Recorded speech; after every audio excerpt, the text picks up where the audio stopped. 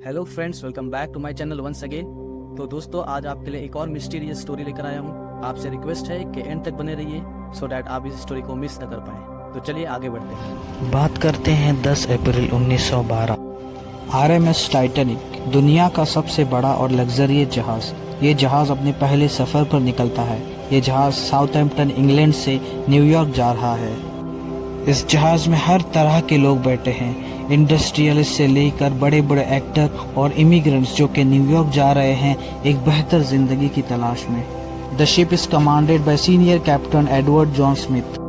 The passengers, public and media are very excited for this ship. Ship की length, breadth और दिल दहलाने वाला ship का इंटीरियर बेहद ही खूबसूरत और अट्रैक्टिव था। उस जमाने में जो शिप को बनाने की कॉस्ट पड़ी थी वो $7.5 मिलियन, जो कि आज अगर इन्फ्लेशन को अकाउंट में ले तो अराउंड $400 मिलियन के बराबर है। शिप के अंदर की फैसिलिटीज और decoration was awesome. Ornate wood panelling, grand staircase, heated swimming pool, Turkish bath, electric bath, gym, squash court, restaurant, barber shop और एक बहुत बड़ी लाइब्रेरी। और तो और ऐसे ऐसे सेफ्टी फीचर्स यूज़ किए गए थे इस शिप को बनाने में कि कहा जाता था कि ये एक ऐसी शिप है जो कभी डूब ही नहीं सकती, और इस शिप को अनसिंकेबल कहा जाता था। वाइट स्टार लाइन उस कंपनी का नाम है जिस कंपनी ने इस जहाज टाइटैनिक को बनाया था। इस कंपनी के जो वाइस प्रेसिडेंट थे फिलिप फ्रैंकलिन, उन्होंने पब्लिक के सामने ओपन चैलेंज किया था। उन्होंने तो ये तक कहा था कि दिस शिप इज अनसिंकेबल। लेकिन अपने पहले सफर पर रवाना होने के सिर्फ 2 ही दिन बाद, जो कि 12 अप्रैल 1912 को टाइटैनिक को अपनी पहली आइस वार्निंग मिलती है। यानी जिस अटलांटिक ओशन पर तैरकर टाइटैनिक अमेरिका की ओर बढ़ रहा है वहां पर पहले से ही आइस मौजूद है। ये आइस वार्निंग कोई अनयूजुअल चीज़ नहीं है। समुद्र में सारे जहाज जो है एक दूसरे को अपने विसिनिटी में आइस वार्निंग्स की जो है डिटेल्स भेजते रहते हैं थ्रू रेडियो कम्युनिकेशंस। टाइटैनिक ने भी आइस वार्निंग मिलने के बाद 2 बार अपना कोर्स ऑल्टर किया to avoid this dangers. But अपना कोर्स ऑल्टर करने के बाद टाइटैनिक ने अपनी स्पीड कम नहीं की, जो कि 21 नॉट्स थी, और कंटिन्यू अपने डेस्टिनेशन की ओर बढ़ रहा था। सिर्फ 2 दिन बाद यानी 14 अप्रैल 1912 को captain received 7 more ice warnings, but they completely ignore the warnings and start proceeding towards the destination without reducing the speed. अब धीरे धीरे सूरज ढलने लगता है और रात हो जाती है। टेम्परेचर भी गिरने लगता है।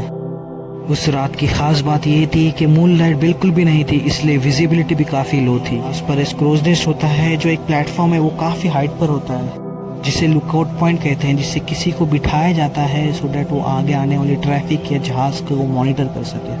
और जो भी लुकआउट पर्सन था उसे काफ़ी ठंड का सामना करना पड़ रहा था, और इतनी ठंड थी, टेम्परेचर इतना कम था कि हो सकता है कि उसकी आंखों से आंसू तक निकल आ गए हो। रात के 11:39 फ्रेड मेंबर जो इस लुकआउट पोस्ट में बैठा है, वो अचानक से अपने सामने एक बहुत बड़ा बर्फ का पहाड़ आइसबर्ग देखता है, और तुरंत 3 बार जोर से बेल बजाकर जो है ब्रिज को इन्फॉर्म कर देता है कि हमारे सामने एक बहुत बड़ा आइसबर्ग है, जल्दी से जहाज को मोड़ दो।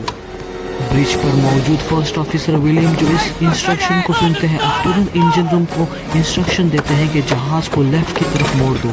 लेकिन अफसोस कि बहुत देर हो चुकी होती है और जहाज जो है जाकर आइसबर्ग से टकरा जाता है।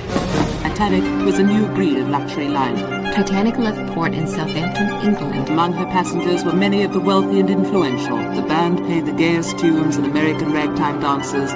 The time was 11:40. The iceberg grazed the right side of the ship. And all of a sudden she lifted up quickly. Everything that was movable was going through. I didn't think it was fearless because I didn't think it was acceptable. I think just like for cheap. It's the Titanic football. ये iceberg कोई छोटा मोटा iceberg नहीं, इसकी length 200 bye 400 feet है। उसकी height जो है क्रूज नेस्ट तक आ रही थी, और साइंटिस्ट का एस्टिमेट है कि ये आइसबर्ग है, इसका वेट 1.5 मिलियन टन तक हो सकता है। टाइटैनिक जो है स्टारबोर्ड साइड फॉरवर्ड पार्ट जो है आइसबर्ग से टकराता है, जिसे आप डायग्राम में देख सकते हैं, जिसे बाव कहा जाता है। और जो नीचे का जो हिस्सा होता है फ्लैट सरफेस, उसे बेसिकली कील कहा जाता है। For about 10 second the ship is grazed into the iceberg. Around 10 second जहाज आइसबर्ग से घिसता चला गया और इसी की वजह से स्ट्रक्चरल डैमेज हो गया, होल हो गया और पानी जो है जहाज़ में जो है भरने लगा, फ्लडिंग होने लगा। कोलिजन के तुरंत बाद कैप्टन और आर्किटेक्चर तुरंत पहुंचे ये देखने के लिए कि कितना स्ट्रक्चरल डैमेज हुआ है। आफ्टर असेसिंग द सिचुएशन वो ये रियलाइज करते हैं कि ये जहाज जो है अब डूब जाएगा और वो कम्प्लीटली शॉक हो जाते हैं। जहाज को जो है अनसिंकेबल माना जाता था because of her 2 important safety features. तो पहला सेफ्टी फीचर ये था कि जहाज डबल बॉटम हल था। हल जो है जहाज की बॉडी को कहा जाता है और इसमें 2 लेयर्स लगी हुई थी। तो अगर in case of any emergency अगर एक लेयर डैमेज भी होती है तो दूसरी लेयर जो है जहाज़ को बचा लेगी। दूसरा सेफ्टी फीचर ये था कि टाइटैनिक जो है डिफरेंट 16 वाटर टाइट कंपार्टमेंट में डिवाइड किया गया था। तो अगर 4 कंपार्टमेंट में टोटली ब्रीच होता है तब भी टाइटैनिक जो है सेटिस्फैक्टरी फ्लोट कर सकता है। लेकिन टाइटैनिक जब आइसबर्ग से टकराता है तो स्ट्रक्चरल डैमेज इतना होता है कि इसकी वजह से टोटल 6 कंपार्टमेंट जो है टोटली ब्रीच हो जाते हैं और फ्लडिंग स्टार्ट होती है। तो जो इसी वजह से जो है अब ये अनसिंकेबल कहने वाले जहाज़ को अब डूबने से कोई नहीं बचा सकता। तो ये इसका मेन रीज़न था। कोलिजन के अराउंड 20 मिनट के बाद तकरीबन 12 बजे कैप्टन एडवर्ड स्मिथ है अपने क्रू को इंस्ट्रक्शन देते हैं डिस्ट्रेस कॉल भेजने के लिए थ्रू रेडियो इक्विपमेंट। ये सोच कर के आसपास विसिनिटी में जो भी शिप्स है वो इस डिस्ट्रेस को एक्नॉलेज करके टाइटैनिक की हेल्प के लिए आ सके। Senior radio operator Jack Phillips इस कहानी के हीरो रहते हैं। वो कंटिन्यू एक पे एक जो है डिस्ट्रेस मैसेज भेजते रहते हैं इस होप के साथ कि कोई ना कोई जहाज विसिनिटी में होगा जो डिस्ट्रेस को एक्नॉलेज करके हेल्प के लिए आ सके। उसी बीच एक जहाज RMS कार्पाथिया इस डिस्ट्रेस को एक्नॉलेज करता है और उस जहाज के रेडियो ऑपरेटर और टाइटैनिक के रेडियो ऑपरेटर के बीच में कम्युनिकेशन होता है और वो कार्पाथिया जो है टाइटैनिक की हेल्प के लिए जो है निकल पड़ता है।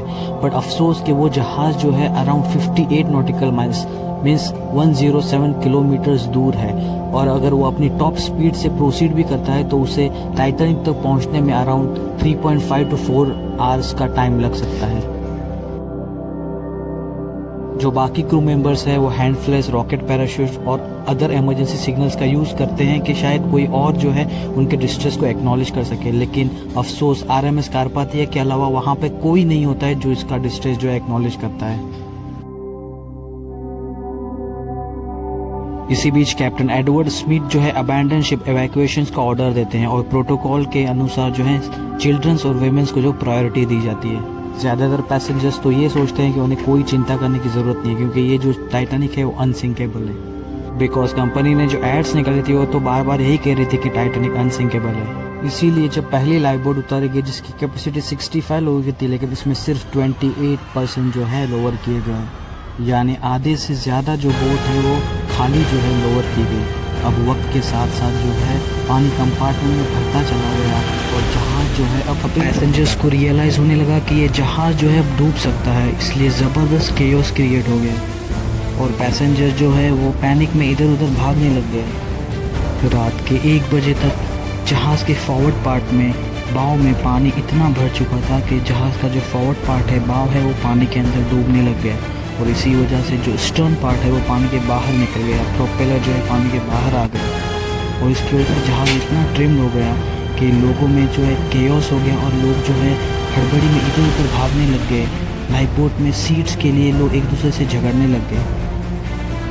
दूसरी इम्पोर्टेंट बात ये थी कि लाइफ बोट्स की जो कैपेसिटी थी टाइटैनिक पे वो काफ़ी कम थी, ओनली 20 लाइफ बोट्स थी जिसकी कैपेसिटी अराउंड 1200 थी, जबकि जो पैसेंजर्स की कैपेसिटी थी वो 2200 थी। रात के 2:05 पर टाइटैनिक की आखिरी बोट जो है पानी में लोअर की गई लेकिन अभी भी 1500 पैसेंजर जो है टाइटैनिक में मौजूद थे। इस केओस के बीच कुछ लोगों ने लाइफ बोट में अपनी सीट के लिए काफ़ी कोशिश करी लेकिन कुछ लोगों ने जो है इसे अपनी डेस्टिनी मानकर वो टाइटैनिक में डूब गए। The end there was chaotic. At the end, everybody was crying, praying, trying to get into the few lifeboats that were left. No, it was pretty sad at the end. 2:20 पे जहाज 2 टुकड़ों में टूट गया और धीरे धीरे पानी के अंदर डूब गया। 3 घंटे भी नहीं लगे इस कभी न डूबने वाले जहाज को पानी के अंदर डूबने में। जो 1500 लोग थे, पैसेंजर्स थे, वो या तो टाइटैनिक के साथ डूब गए या फिर जिन्हें तैरना आता था वो हाइपोथर्मिया की वजह से मरे। पानी का टेम्परेचर -2 डिग्री सेंटीग्रेड था। अगर इस टेम्परेचर में आप पानी में गिरते हो तो कुछ मिनटों में ही आप मारे जाओगे, जिसे हम हाइपोथर्मिया भी कहते हैं। जहाज़ के कप्तान कैप्टन एडवर्ड स्मिथ आखिरी समय तक जो है अपने व्हील पर ही बने रहे और जहाज़ के साथ ही डूब गए। कुछ लोगों का कहना है कि उन्होंने सुसाइड भी कर ली, अपने आप को गोली मार ली। RMS कार्पेथिया जहाज जो टाइटैनिक के असिस्टेंस के लिए निकला था वो अराउंड 3:30 से 4 बजे के करीब वहाँ पहुँच जाता है, लेकिन तब तक टाइटैनिक डूब चुका होता है। लेकिन ये जहाज़ 705 पैसेंजर जो लाइफ बोट में लोअर किए गए थे उन्हें सक्सेसफुली बचा लेता है। टाइटैनिक की इस डिजास्टर के बाद कई सवाल उठे, कई कंट्रोवर्सीज हुई, कई इन्वेस्टिगेशंस हुए। उसके बाद कुछ चीज़ें ऐसी सामने आई जिसकी वजह से सारे लोग शॉक हो गए। कैसा लगेगा दोस्तों अगर मैं आपको ये कह दूं कि उस रात एक और जहाज़ वहाँ पर मौजूद था। हाँ दोस्तों, सही सुना आपने। उस वक्त एक और जहाज़ जिसका नाम है SS कैलिफोर्नियन वहाँ पर मौजूद था। ये जहाज़ टाइटैनिक से अराउंड 20 नॉटिकल माइल्स जो कि अप्रॉक्स 37 किलोमीटर्स की दूरी पर था। और उस रात टाइटैनिक के आइसबर्ग से टकराने से पहले इसी जहाज़ ने जो है सेफ्टी वार्निंग्स, आइस वार्निंग भेजी थी कि ice fields ahead, watch out, take precautions. रात के 11:15 SS कैलिफोर्नियन जहाज़ है अपना जो रेडियो इक्विपमेंट है वो स्विच ऑफ कर देता है और यही वजह है कि ये टाइटैनिक का जो डिस्ट्रेस सिग्नल है वो रिसीव नहीं कर पाता है। ये जहाज़ इतना करीब होता है कि जो पैसेंजर्स टाइटैनिक के डेक पर होते हैं वो दूर होराइजन पे जहाज़ को देख सकते हैं। और टाइटैनिक का एक ऑफिसर ये तक कहता है कि वो देखो दूर होराइजन पे एक जहाज़ है जो टाइटैनिक की हेल्प करने के लिए आ सकता है। लेकिन डिस्ट्रेस सिग्नल, रॉकेट पैराशूट्स और हैंड्स फ्लेयर्स को जलाने के बावजूद ये जहाज़ जो है हेल्प करने के लिए नहीं आता। रात 12 बजे के बाद जो SS कैलिफोर्नियन शिप है उसके जो क्रू मेंबर्स है वो सारे signals, emergency signal, rocket parachute, hand फ्लेयर्स, वो सब को जो है ऑब्जर्व करते हैं, उन्हें देखते हैं और वो अपने कैप्टन को इन्फॉर्म तक करते हैं। बट उनका जो कैप्टन है लॉर्ड, वो ये कहकर उन्हें इग्नोर कर देता है कि टाइटैनिक पे जो है अमीर लोग सेल करते हैं और प्रोबेबली वो जो है पार्टी कर रहे होंगे और इसी वजह से वो इन सिग्नल्स को जो है इग्नोर कर देते। इस रात अगर लॉर्ड उन सिग्नल्स को है काफ़ी सीरियसली लेते तो बहुत सारे लोगों की जो है जान बचा सकते थे, एक काफ़ी बड़े डिज़ास्टर को बचाया जा सकता था। लेकिन ऐसा नहीं हुआ। अगले दिन सुबह जब उन्होंने रेडियो स्विच ऑन किया तो उन्हें जो है SOS सिग्नल्स रिसीव हुए और जब वो टाइटैनिक के पास जाते हैं तो वो देखते हैं कि हर तरफ जो है बॉडी फ्लोट कर रहे हैं। इस डिज़ास्टर के बाद जो भी इंस्पेक्शंस हुए, जो भी इन्वेस्टिगेशन हुई, जिसमें जो है कैप्टन लॉर्ड को जो है ब्लेम किया गया। लेकिन डिज़ास्टर इतना बड़ा था कि सिर्फ एक आदमी को ब्लेम करना पॉसिबल नहीं था, कुछ और गलतियां भी इसमें इंक्लूड थी। सबसे पहली गलती ये कि लाइफ बोट्स कैपेसिटी, इतना बड़ा जहाज़ लेकिन इसमें सिर्फ 20 लाइफ बोट्स जो कि कैपेसिटी से बहुत कम थी। दूसरी इम्पोर्टेंट गलती ये कि कैप्टन एडवर्ड स्मिथ उन्होंने सेफ्टी ड्रिल्स जो है कंडक्ट नहीं कराए थे। उन्होंने ये सोचा था कि इतना बड़ा जहाज़ जिसे अनसिंकेबल कहा जाता है उसमें सेफ्टी ड्रिल की क्या ज़रूरत है। हालांकि जिस दिन इंसिडेंट हुआ उस दिन सेफ्टी ड्रिल करानी थी लेकिन कैप्टन एडवर्ड स्मिथ ने इसे कैंसिल कर दिया। तीसरी इम्पोर्टेंट गलती ये कि जो क्रू मेंबर व्हील पर था जिसका नाम था रॉबर्ट हाइचन्स, उसमें जो है प्रॉपर ऑर्डर फॉलो नहीं किया गया। ऑफिसर मिलियन जो है रॉबर्ट को शिप का जो कोर्स है वो पोर्ट साइड में ऑल्टर करने का इंस्ट्रक्शन देते हैं, लेकिन हड़बड़ी में जो है रॉबर्ट्स जहाज़ का कोर्स जो है स्टारबोर्ड साइड में ऑल्टर करता है और जब तक उसको रियलाइज़ होता है काफ़ी देर हो चुकी होती है और जहाज़ जो है आइसबर्ग से जाकर टकरा जाता है। फोर्थ इम्पॉर्टेंट गलती ये, fourth important mistake, speed of the vessel जो कि बिल्कुल भी रिड्यूस नहीं की गई। जोसेफ ग्रो जो कि कंपनी के मैनेजिंग डायरेक्टर थे वो कैप्टन को इन्फ्लुएंस करते हैं कि कुछ भी हो जाए जहाज़ की स्पीड कम नहीं होनी चाहिए क्योंकि उन्हें ये वॉयज जो है 6 दिन के अंदर कंप्लीट करना था। क्योंकि जो एमडी था वो ये दिखाना चाहता था कि टाइटैनिक न सिर्फ दुनिया का सबसे बड़ा जहाज़ बल्कि तेज़ भी है। एक ऐसा ही स्पेसिफिक इंसिडेंट हुआ था 14 अप्रैल को दोपहर के 2 बजे। कैप्टन एडवर्ड स्मिथ ने आइस वार्निंग्स को देखा और उसे जाकर जो है जोसेफ को दिखाया कि देखो ये रिसीव्ड हुई है, तो हमको जो है स्पीड कम करनी चाहिए। लेकिन जोसेफ ने जो है कैप्टन एडवर्ड स्मिथ के जो मैसेज को है इग्नोर कर दिया। इस एक डिज़ास्टर ने शिपिंग इंडस्ट्री को दुनिया भर में जो है बदल कर रख दिया। कई सारे नए रूल्स, रेगुलेशंस और स्टैंडर्ड जो है सेट किए गए और 1914 में जो है इंटरनेशनल आइस पेट्रोल जो है बनाया गया, जिससे आने वाले शिप्स को जो है आइस वार्निंग्स और इंफॉर्मेशन जो है इन एडवांस मिल सके। इन एडिशन टू दैट एक ट्रीटी साइन की गई लंदन में regarding international safety of life at sea, जिसमें जो है स्टैंडर्ड सेट किए गए फॉर द शिप्स और the carriage requirement of lifeboats for all the passengers. Titanic डूबने के बाद इसका जो रेकेज है उसको ढूंढने में करीब 70 साल का समय बीत गया।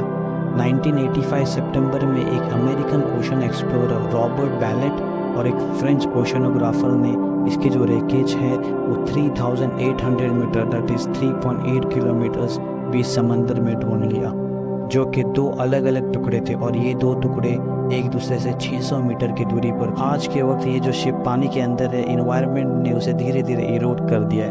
ये एक्चुअल शिप ऐसी दिखती थी और आज के वक्त ये शिप ऐसी दिखती है। रिपोर्ट किया गया है कि अलग अलग बैक्टीरिया और ऑर्गेनिजम्स इस जहाज़ के जो फ्रेम मेटल है उसको खाए जा रहे हैं और तकरीबन 2030 तक ये जहाज़ जो है पूरी तरह जो है गायब हो जाएगा। Collectible by its designers, buckled and broke when the ship plunged into the total darkness of a deep ocean canyon. From his research ship, 2.5 miles above the liner, the expedition's director, Robert Ballard, described the images historians have waited nearly 3/4 of a century to see. कहा जाता है कि लोगों को Titanic का replica बनाने में कोई इंटरेस्ट नहीं है, क्योंकि अगर सेम टाइटैनिक 2 बनाया जाएगा तो इसमें ना ही कोई वाईफाई होगा, ना टेलीविज़न होगा और ना ही कोई इंटरटेनमेंट होगा। तो ये कभी ना डूबने वाला अनसिंकेबल जहाज अपने बनने से पहले ही डूब जाएगा। तो फ्रेंड्स, ये थी कुछ रीजंस, कुछ रिगार्डिंग टाइटैनिक मिस्ट्री। होप आपको ये वीडियो पसंद आया हो। अगर ये आपको वीडियो पसंद आया हो तो please like, share and subscribe, so it will motivate me to bring more new ideas regarding the ocean mystery. तब तक के लिए